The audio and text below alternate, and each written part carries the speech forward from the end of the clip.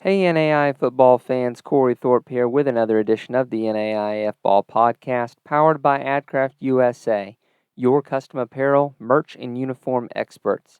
Our friends at AdCraft have been with us for many years now. They've run web stores for us multiple times. These guys are NAI fans and family who are experts in the apparel and merchandise world. AdCraft allows you to take the hassle out of ordering. Let their knowledgeable design and customer service staff handle everything from hosting the store online, shipping the product, and helping your customers so you can get back to the game. Find them online at adcraftusa.com. All right, NAI football fans, this is Corey Thorpe back with another edition of the NAIFBALL Podcast, the first podcast of the off season. Literally earlier this week, we saw Kaiser hoist a red banner, and Christmas or no Christmas, NAI football and the content marches on, and so it's gonna be a tight squeeze this off season with the 20-team playoff now. A little less room for some of the teams that I would consider fun, but for you, the listener, that means double episodes for some weeks. And leading it off this year, this guy I've wanted to talk to for most of the season. Starting it off on a good note with Coach Drew Maddox from Louisiana Christian. Coach, how you doing tonight? I'm doing well, man. How about yourself? Hey, doing good. It is when we're recording this, it's 3 days to Christmas. By the time we release it, it'll be a little after Christmas. But everything going good. You got all the gifts picked and everything? Yeah, we do. So I have two kids, so we've not been trying to play dad here lately and buying gifts for the wife and all that good stuff. So it's been a fun time. Christmas time's always fun, especially for coaches. We normally get about a week and a half, 10 days off right there in Christmas, especially the smaller level schools. So it's been good. Tell you the truth, I've got my gifts for my wife, but they are not wrapped yet. So I've got to get that done. That's a man thing to do. Don't worry about it. Yeah, you know.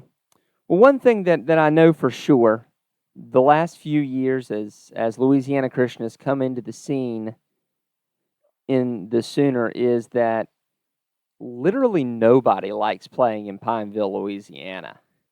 I mean, that is you got some serious home cooking going on there. Yeah, for sure. I've heard stories, and I've watched this podcast one of them before and heard people talk about it. I think it takes a legend of its own a little bit.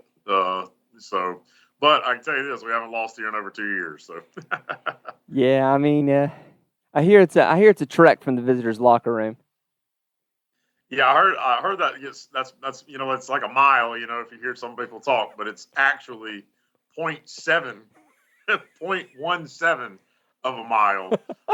It's not even a quarter mile walk. I want to go ahead and put that out there for anybody that thinks that it's too far and it's just like such a big deal. It's not even a quarter of a mile.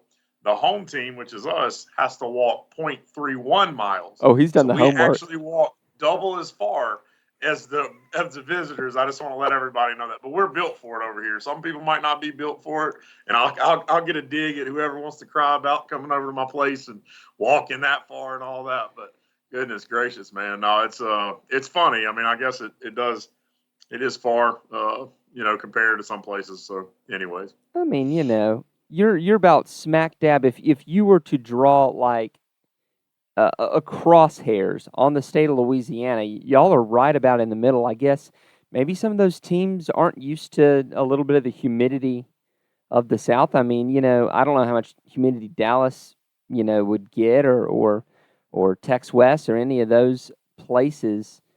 Louisiana's a little bit different. Those swamps give off a little bit, but that might be a little further south. no, you hit the Alexandria areas where we're at, so we're right in the middle. We're 2 hours away from Baton Rouge, and if you drive about 3 hours south of here, 2.5 hours south of here, you're going to hit the Gulf. So we get a little bit of that humidity around here. It normally hovers anywhere between 90 and 100% humidity. So. I hear that as being sandwiched between Tallahassee and the coast here in Florida myself. I understand. It's in a Yeah. you get the humidity without any of that nice Gulf breeze to whisk it away, and it is That's right. it gets oof. It just sits on you for sure. Oh, and it's worse in the winter. People think the summer's bad. The winters are even worse. It can get cold, especially with that moisture in the air. Well, Coach, it's been an exceptional season for LC. Everywhere I go, every time I look on the website, LC is making it known. Their accolades this year, and rightly so. It was a great season, most wins in program history in a single season. You started off with the Border Claw battle. You take out East Texas Baptist. You got two Southern. Look, man, I go to a Southern Baptist church. You put two Baptists against each other, and it's going to be a heck of a fight. Yeah, for sure. It's a fun game, and we hadn't gotten to play that game in the last couple of years. And my very first game as a head coach here, when we were still in the ASC Division III, we beat those guys. So it was they've been after me for 2 years about wanting to play it again and all that. So, anyways, they got their wish. 34-14 wish there. You keep going. You beat Langston at Langston, which is not it's not easy to do. Langston program with a lot of pride. They're super good. They're a lot better than I think everybody kind of thought. To be honest with you, they're really good. They'll be even better. I think next year they'll bring some people back. They do a fantastic job over there.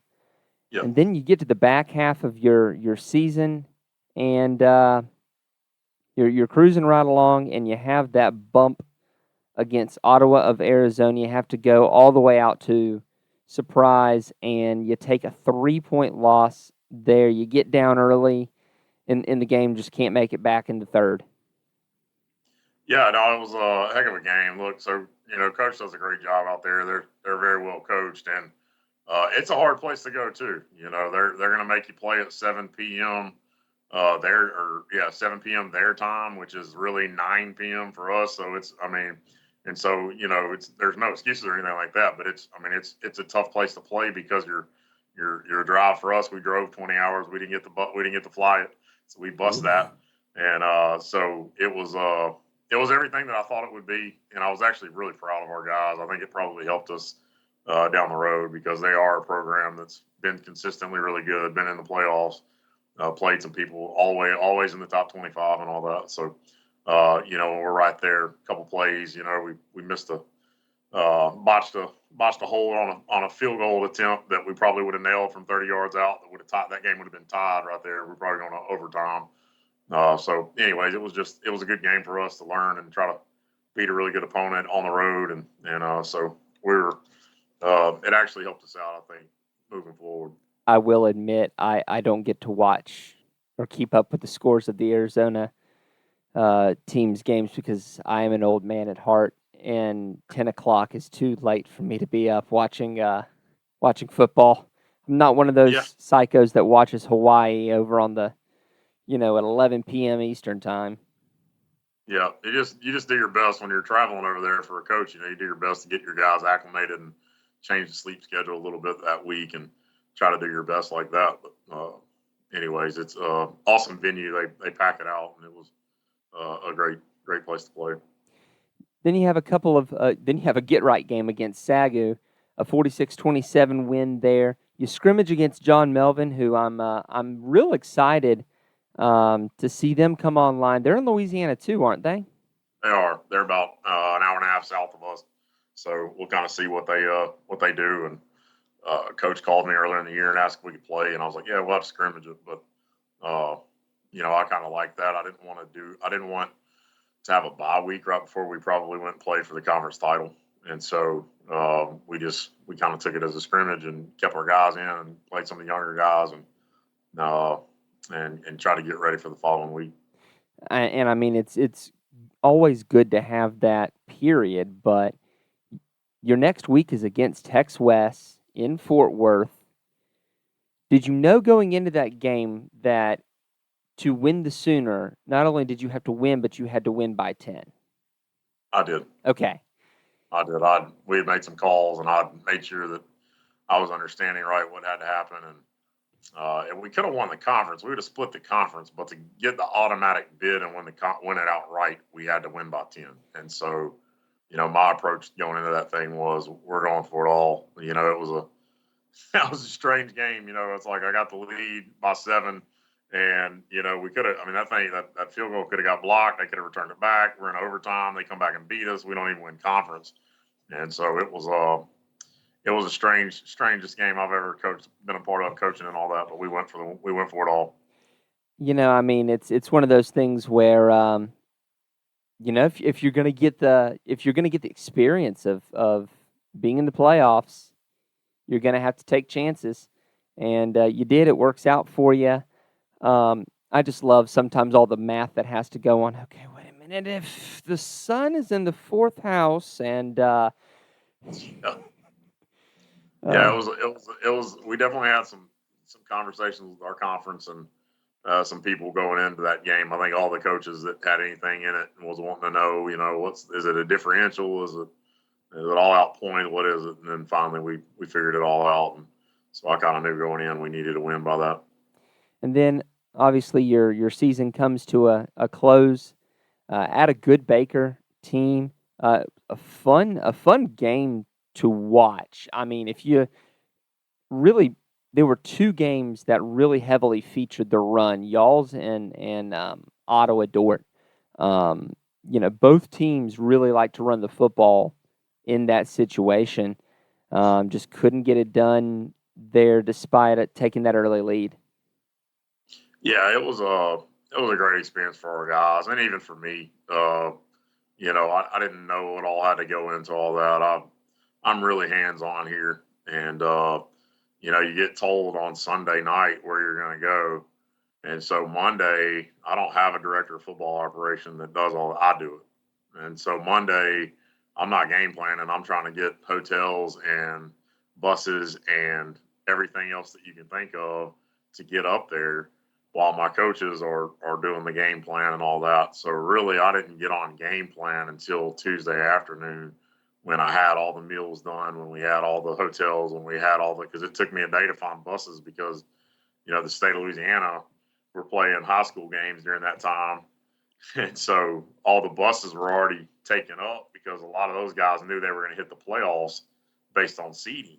And so we didn't know until we won the game on Saturday that we were going to go. And so I had to scramble. I think we called like 9 or 10 bus companies. Finally, we got one to come back and say that they could get us up there and all that. So I say all that to say for me as a coach, it was good. It was good to learn and know I'll do some things different next time and be prepared for some of those things to where I can get a jump on it. So.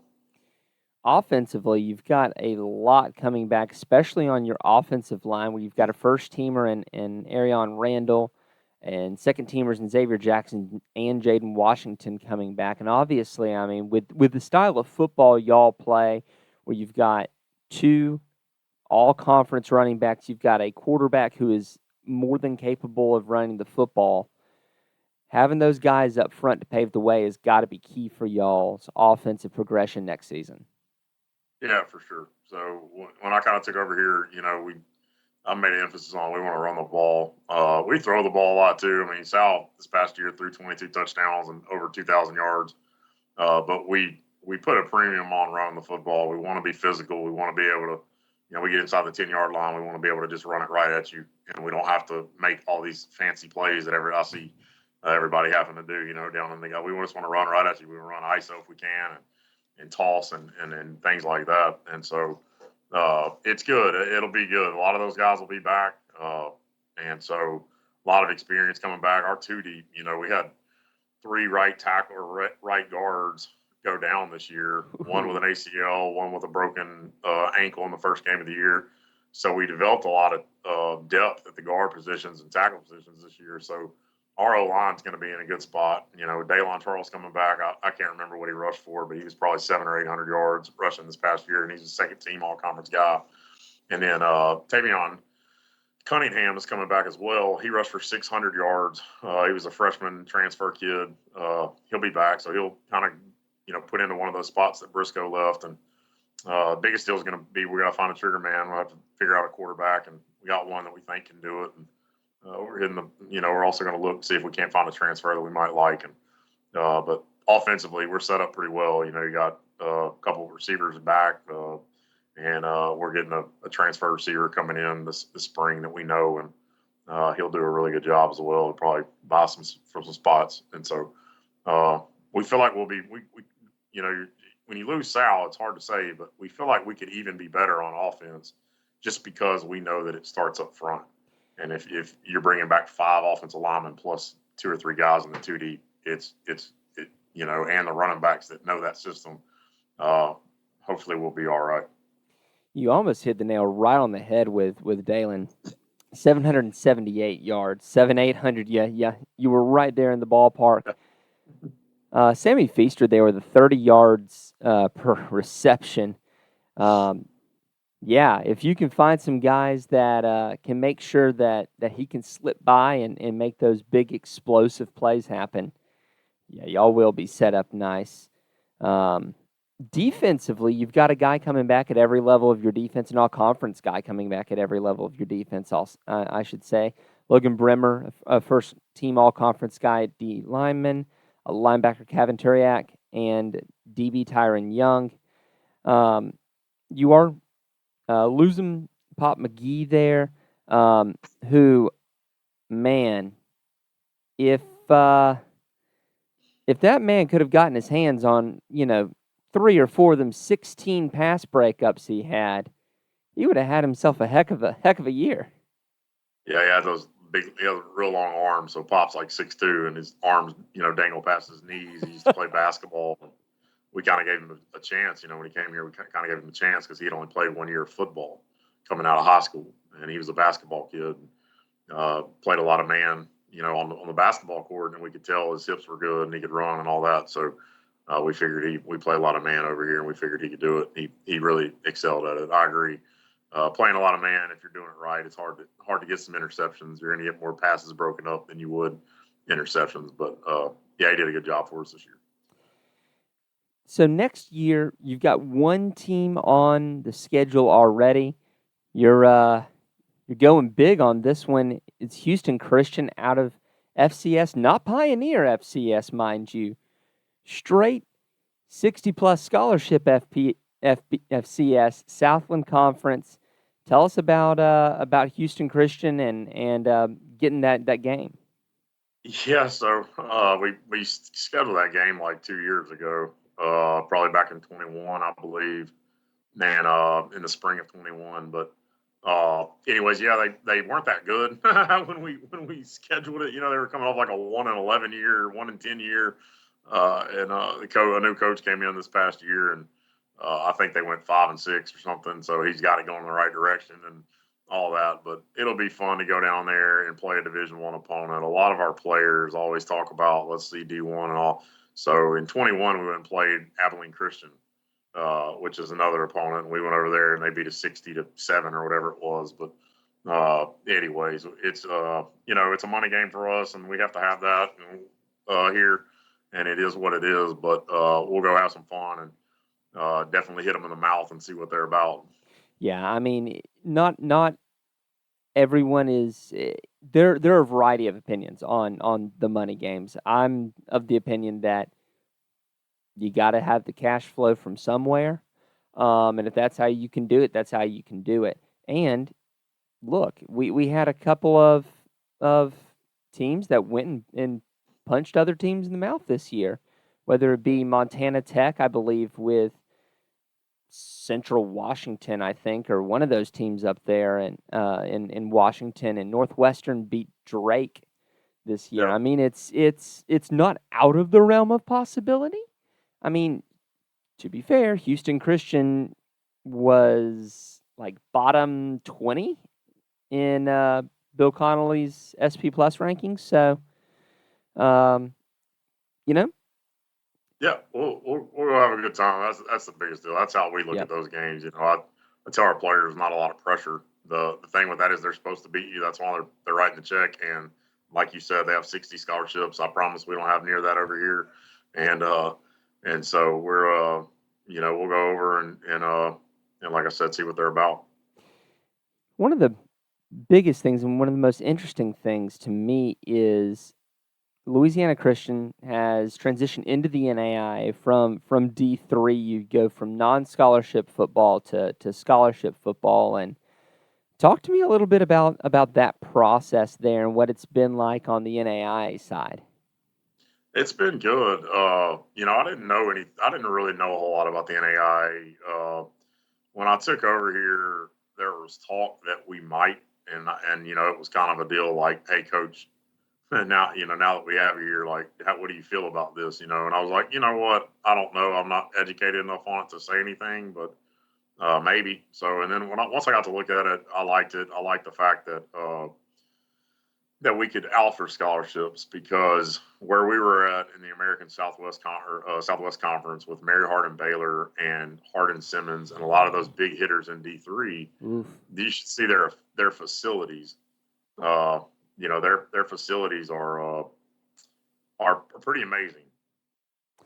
Yeah, Mary Hardin Baylor's not exactly who you want to be facing off against on a regular basis in D3. That's a blue blood for sure. Well, the thing about the D3 is really just like who has the nicer facilities, because you're not giving them scholarship money. And when you go over to a place like Mary Hardin Baylor that sunk $50 million into their football facility or whatever, and ours is not even $1 million. It's just and so you're always going to lose. If there's a kid that we were fighting, you're going to lose that recruiting battle every time. And so however they do it over there, they got it rolling. And Hardin Simmons had the same thing, and those, it's no knock on them. We cannot compete with facilities here. But if you give us scholarships, we can, because we're in Louisiana. We just now became another school centenary, Division III school in Shreveport that's coming on the scene. But we were the only non-D1 in the state of Louisiana. So for me to go in and tell a kid, hey, we're going to offer you a half a scholarship, and there's a TOPS deal here in the state of Louisiana where if they have over a 20 ACT and a 2.5 core, they get money from the state, which is a grant from the state. And so when you go in and I say, hey, 85% of your school is paid for, we instantly became something that people that wanted to go to. And so there's a reason why we've gotten a lot better. And since I've been here, we made the transition to the NAIA, where we've kind of started running. And I know, we're losing a few and all that, but we feel like we've done a good job recruiting. And I hope we're here to stay, for as long as I'm here. And part of that is the transition to the NAIA, being able to be a scholarship model and show kids that it's affordable to go to school at a great institution, and they'll get a great degree and be able to play football. So it's been fun for us. I mean, honestly, you think about it, Louisiana, and especially where you are in the state, being able to reach up to places in the north and have that be accessible, and being able to go down to the south and into New Orleans and be able to do that. Louisiana is not starving for football talent in the slightest. Go ask LSU how much Louisiana talent they've got coming out their ears. Yeah, I mean, it's a place they've got a lot of good football players. That a lot of them are, there's not a lot of funding in Louisiana. So I always say this about Louisiana kids: a lot of them are underdeveloped. There's only a couple. There's only about 20 programs in the state that are really good at weights from a young age, at strength conditioning, at food, at all that stuff. And the rest of them are just doing their best. I was a head coach here in high school in the state of Louisiana, and a lot of those guys are just doing their best at fielding the team and making them work out. But once you get them to the college level and you can get them every day, and you work them out and you make them go to get meals and you do all that, those guys, kind of like Pop McGee, kind of like Caven Turiak, Logan Bremer, a lot of those guys, Jacob Ganote, who was just all those guys were 190 pounds, 205 pounds, and not very fast when they got here, and the program has made them better. So I always say Louisiana, there's a lot of raw talent, and once they get in, the ceilings, you go to some of these places and in the states, and they've done such a good job at coaching them from 8th grade on, because they had a strength coach in 8th grade working them out, and so once they hit 17 or 18, they're kind of tapped out on their talent level. They're not going to get very much better.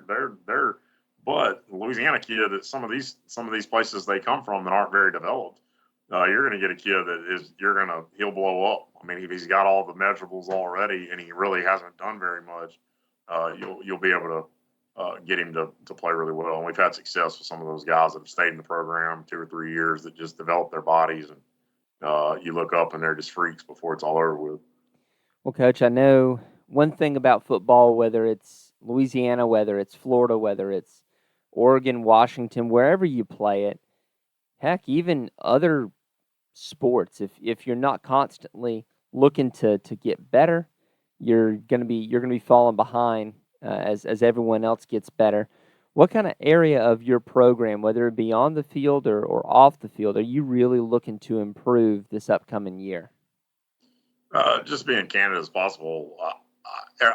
This is the second program that I've been at, and I flipped both of them, but I never stayed past the flip. Like, we got really good, and then I rolled. The last high school I was at, we got really good, and then I left, and they went 10-3 the year after I left, and went to the quarterfinals and the playoffs and all that. And then I came here and started trying to rebuild this program. It looks like I'll be here next year, and so. For me, it's going to be, can we sustain it? For me, as a coach, this is the first time that I've stayed long enough to figure out, hey, can we really build off of a great season and the encore? And that's going to be the biggest deal. So this whole Christmas time, I've been sitting around thinking, what can we do to make sure that we don't let it fall off? And I think the culture that we've kind of built here, and I hate that word. I like standard better. Everybody says culture. I like a standard. I was an old military guy. I was in the military before I became a coach. But the standard that we've set here is that we're just going to work hard because that's what you're supposed to do. And so I think it'll be on us to, not listen to some of the chatter, as Coach Saban would say, some of the rat poison, and just make sure that we're doing the things that got us to be good in the first place. And so that's what I would tell you from outside, just taking a step back, looking, where's the program? We have a chance to do what we did this past year, I promise. We have enough players coming back. We're going to be good again. But it'll be, will we do the things necessary to get to where we were this past year? And if we get back to the playoffs, will we learn from what happened and and try to make a run at it and try to win some games and make some noise instead of just making noise for 3 quarters. Now, I mean, you never say never now, and you don't have to respond to this at all. I mean, I remember, golly, it must have been about 4 years ago now. Interviewed the guy that's over at North Alabama now, and he was the coach at Bethel of Tennessee. When we did the podcast, and then 2 weeks later, AFCA rolls around, and he's off with Les Miles in Kansas, and I'm like going, oh, man, of course, if Les Miles comes calling, I don't care who you are. Yeah, he'd be fun. He'd probably be fun to work for sure. I can only imagine. I've met him a few times when I was an assistant coach in Louisiana and all that when he was at LSU. So, yeah, he's a funny guy to kind of hang out with and talk to for sure. As long as he got a real grass field, I can't imagine he likes chewing the fake stuff. Yeah. All right, Coach. Thank you so much for coming on with us this evening. Appreciate you and LC and doing the good work over there in Louisiana, getting the NAIA footprint over there. It was an absolute blast the couple of years that I got to go over there for the national championship game over at Grambling State Stadium and going to see that and getting to experience that culture. So I know football runs deep over there, and we appreciate everything you're doing over there in Louisiana. We appreciate everything you do for NAIA football too. I know a lot of people watch your show and the podcast throughout the year and all this stuff, and they look at it on Twitter and all that. So you're building, helping us build the brand and all that. So we really appreciate everything that you guys do. We hope you enjoyed this episode of the NAIAFBALL Podcast, powered by AdCraft USA. Be sure to contact them for all your custom apparel, merch, and uniform needs. Thanks also to our newest sponsor, Telemetry Sports. If you enjoyed the show, subscribe to the podcast and to our YouTube channel, and leave us a review if you're listening on Apple Podcasts. As always, if you'd like to support what we do, head over to patreon.com/NAIAFBall and become a patron. We can't do what we do without our sponsors and listeners like you.